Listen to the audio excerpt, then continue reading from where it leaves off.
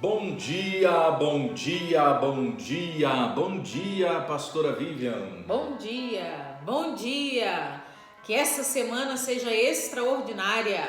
Aleluia! Vamos começar animado, vamos começar nossa semana com muita animação, com muita alegria. Amém. Sorrindo, declarando, profetizando Amém. as bênçãos de Deus, que todas as obras serão quebradas do mal. Amém. Na nossa vida, em nome de Jesus. Só coisa boa essa semana, gente. Amém. Só coisa boa. Profetiza em nome de Jesus.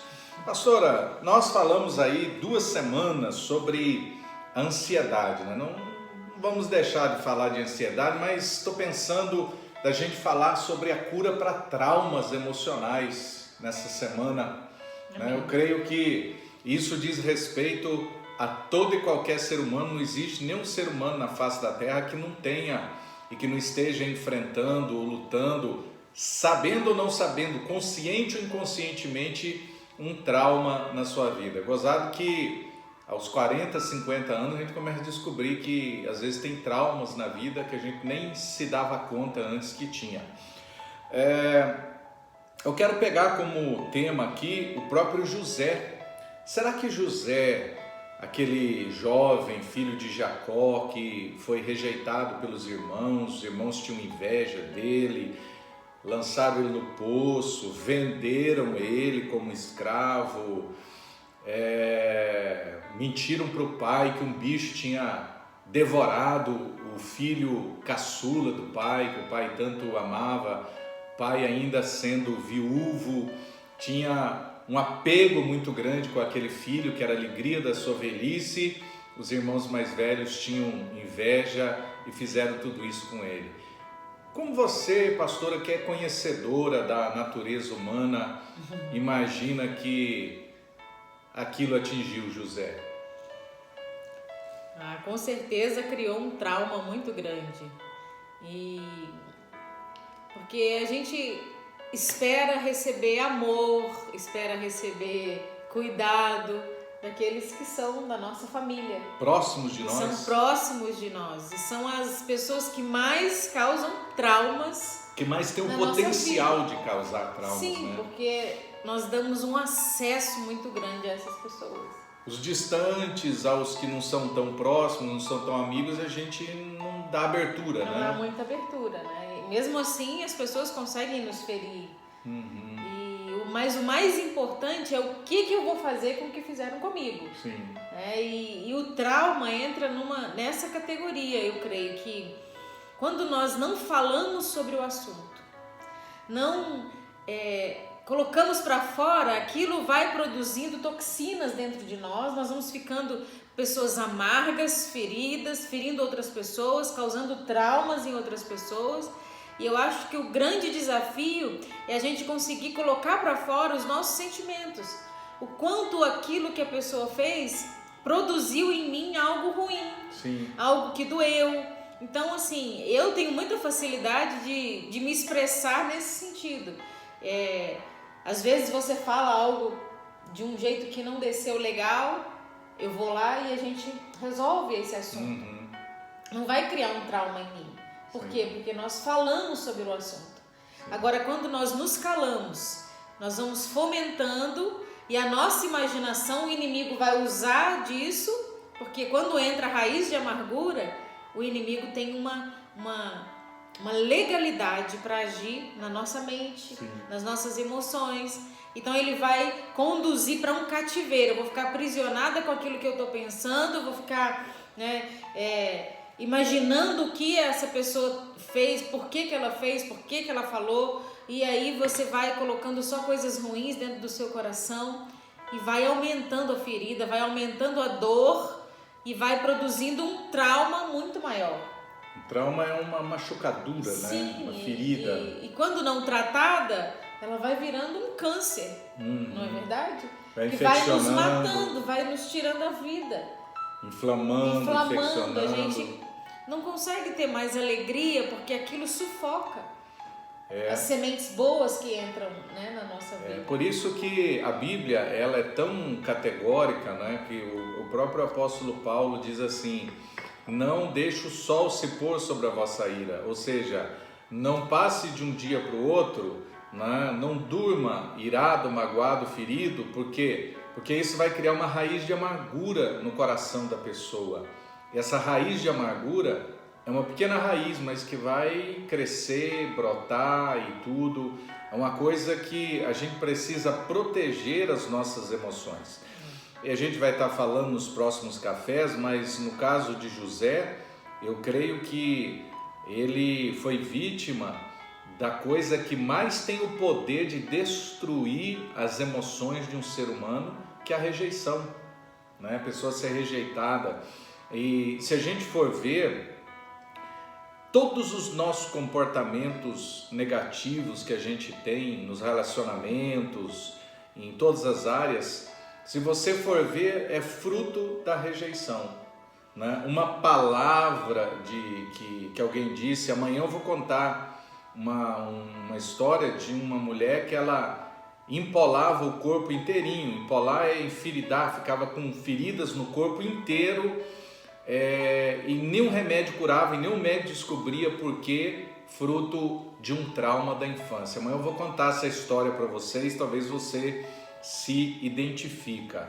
Então, nessa semana nós vamos estar tratando rejeição, essa raiz da rejeição, vamos estar falando muito sobre isso, o que isso causa, e eu creio que nós vamos chegar no final da semana libertos de muitas coisas aqui no nosso café espiritual. Vamos contar experiências nossas, pessoais também, de outros, de aconselhamento, tá? Podemos orar então.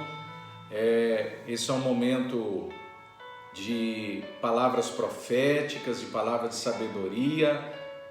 É o olho de Deus que vê o passado, presente e futuro ao mesmo tempo, nos dá uma palavra para ser transmitido àqueles que sofrem.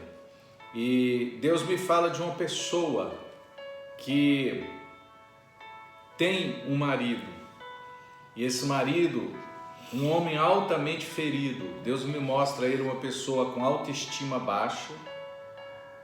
Deus está falando do marido de alguém que está assistindo.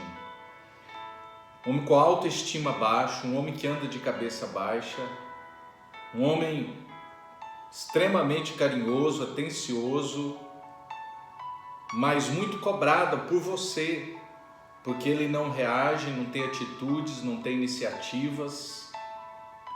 Então, tem um problema com ele de paternidade, em relação a ele e o seu pai, algo que aconteceu.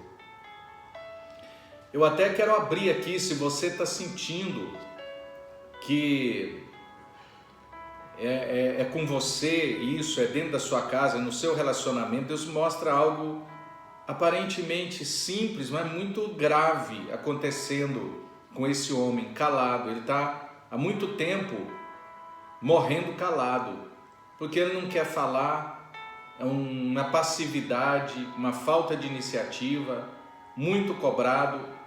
Então, o que eu quero dizer para você? Se você quiser entrar em contato conosco para falar esse respeito, nós estamos às ordens também para poder dar um aconselhamento, falar com você e orientar a respeito disso. Mas de antemão nós queremos orar, porque a primeira coisa já é que Deus está vendo, porque você tem orado pelo seu esposo, mas não sabe do que se trata. E Deus me mostra a questão de paternidade que ele não teve, faltou. E Deus pode restaurar essa paternidade na vida do seu esposo. É algo que eu sinto de dizer nessa manhã para alguém que está nos assistindo agora. Deus me fala também para um casal se atentar muito para sua filhinha na escola. Sua filhinha na escola está sofrendo muita rejeição lá, muita rejeição até por causa do jeitinho dela, do jeitinho dela ser um pouco obesa, por causa da aparência dela. Ela está sofrendo na escola, mas ela não fala nada em casa. Então você, como mãe, como pai, presta atenção, conversa porque isso aí pode estar dando brecha para um espírito de rejeição forte entrar dentro dela, e ainda na adolescência, daqui a alguns anos, isso explodir dentro dela em forma de revolta, de busca por drogas, por envolvimentos perigosos, relacionamentos tóxicos. Estou falando movido pela veia profética agora. Alguém está sendo alcançado por essa palavra. Interessante que nesses dias Deus tem me usado para falar aqui com pessoas que estão distraídas, que não estão vendo, gente murchando, morrendo perto e elas não estão vendo. Essa é uma característica nossa hoje em dia, a gente não está conseguindo enxergar a ação do inimigo nos nossos queridos e eles estão tombando perto de nós. Então, um conselho meu aqui, olhe para quem está perto de você, pergunte, olhe nos olhos. Está precisando de alguma coisa? Está acontecendo alguma coisa? Como disse a pastora, ela vai orar por vocês. Eu admiro muito ela nessa área, ela sempre está de olho, ela tem um olho de pastora mesmo, de mãe. Está sempre perguntando, está tudo bem? Está tudo certo? Está acontecendo alguma coisa? Quer falar? Quer conversar? Quer orar? Então eu acho que isso é uma coisa muito interessante, porque o que Deus me mostra é muita gente distraída, principalmente agora com essa pandemia, nós estamos distraídos, apavorados. Parece que o inferno criou um fake para a gente olhar para tanta coisa e esquecer de olhar para quem está perto. Isso é a palavra que Deus está mandando dizer profeticamente a algumas pessoas. Vamos orar, pastora? Pai, em nome de Jesus, nós te damos graças, Senhor, por essa semana. Senhor. Pedimos a tua bênção sobre as nossas vidas, sobre a vida daquelas pessoas que estão nos acompanhando, que todas as manhãs tiram um tempinho para estar conosco. Que o Senhor venha com um toque especial sobre cada uma delas, abrindo os olhos espirituais, abrindo os ouvidos espirituais, que elas possam se conectar com o Senhor e entender, Pai, o que elas precisam fazer, como elas precisam fazer, em nome de Jesus, que elas não sejam mais roubadas pelo inimigo, deixando para trás aquilo que verdadeiramente é importante.